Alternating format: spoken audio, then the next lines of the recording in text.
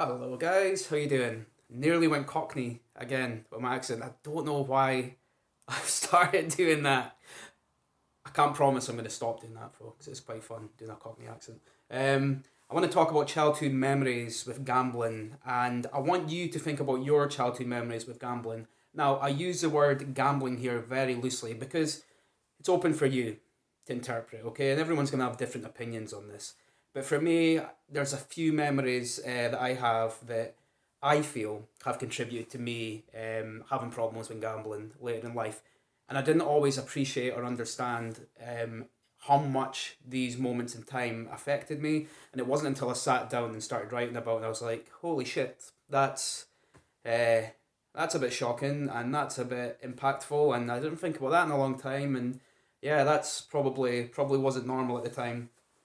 I don't want to ramble for 10 minutes here today, okay? So I'll try and keep it going. But I want to point out a few of these. I want you to think about yourself and without getting too personal, think about your family and their exposure and see if you can relate to me, okay? And I'm just trying to stimulate a conversation. I'm not here to judge. This isn't personal, but I'd be really grateful if you guys thought about this yourselves.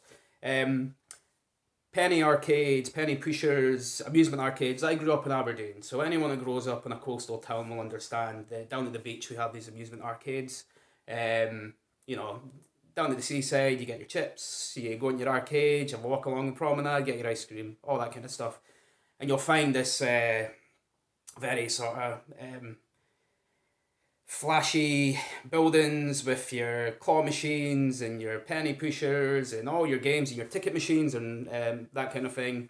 They're often in the same buildings as over 18 games, but they're not very well, in my experience anyway, not very well managed. And there's not much difference between the machines that are paying out pennies and the machines that are paying out pounds. It's the same lights, it's the same machines, it's the same building, it's the same process, you're learning the same behaviour. The only difference is one is deemed less damaging than the other. Anyway, rant over with that.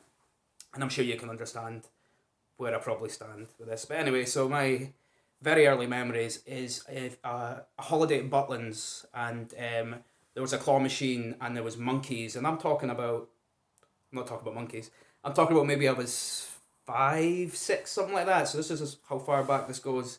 And we were playing the claw machine, and the monkeys had Velcro hands, and we picked up one of the monkeys, but the Velcro had stuck to the rest.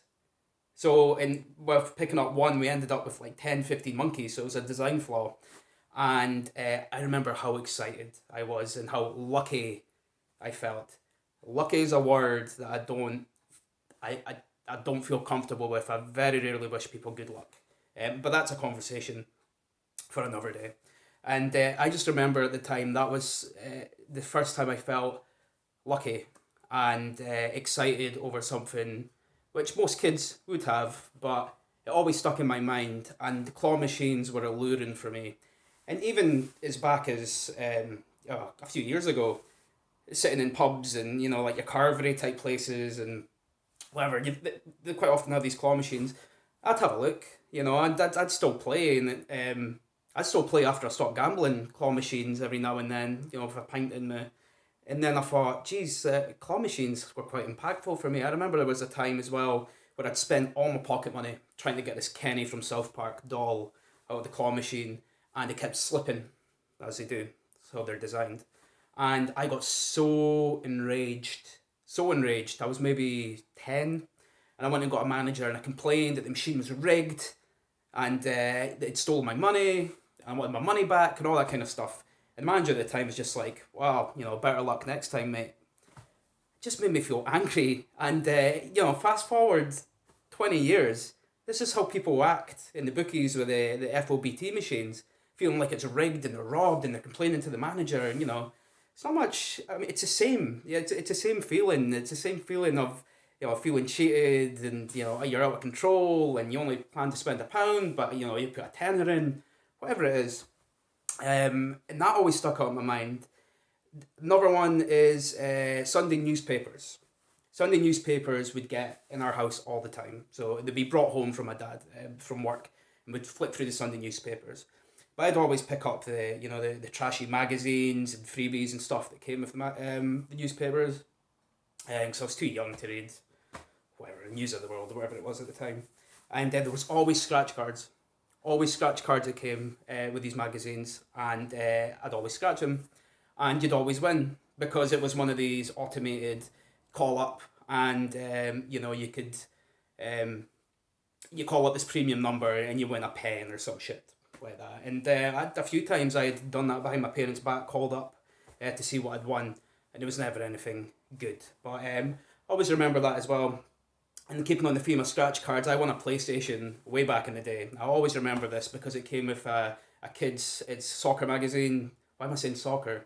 It's just because I was on a podcast recently. I had to explain between football and soccer. Anyway, football magazine. It's called Match or Shoot. I read both.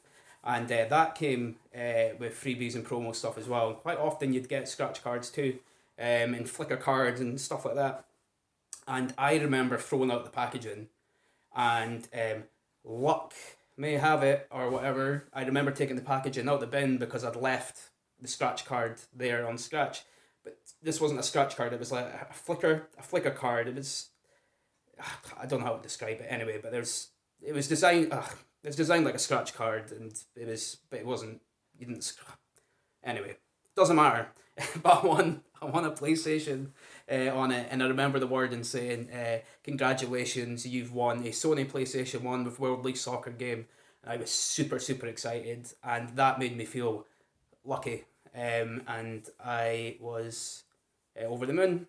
And I'd quite often be told by people, "Oh, you're so jammy, you're so lucky. Oh, that could only happen to you." These are quite common things that people say to one another.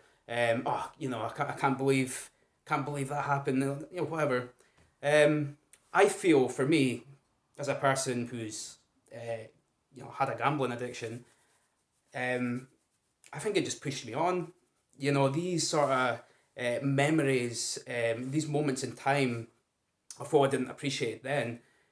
I do feel that these are the building blocks for me having a gambling addiction when I'm older, and when I into my teens and into my 20s, then it started becoming my exposure to gambling was football slips and marconettes where the ball's missing on it's all football magazines, and it was all sort of near misses and just little low key gambling related things that I felt built up. And on reflection, I don't think any of this stuff helped me. And fast forward to the digital age when FOBTs, online gambling, all that kind of thing came in. It was a recipe for disaster for someone like me. And I just find it really interesting looking back and stuff like that. I've got a few more examples, but I'm not going to bore you with them. But I said I wasn't going to go 10 minutes, but I'm coming up to 10 minutes. I want you to think about this yourself. Look back and think about your kids too, if you have a family. And just let me know if there's anything now, even in the modern age, I'd be interested to know.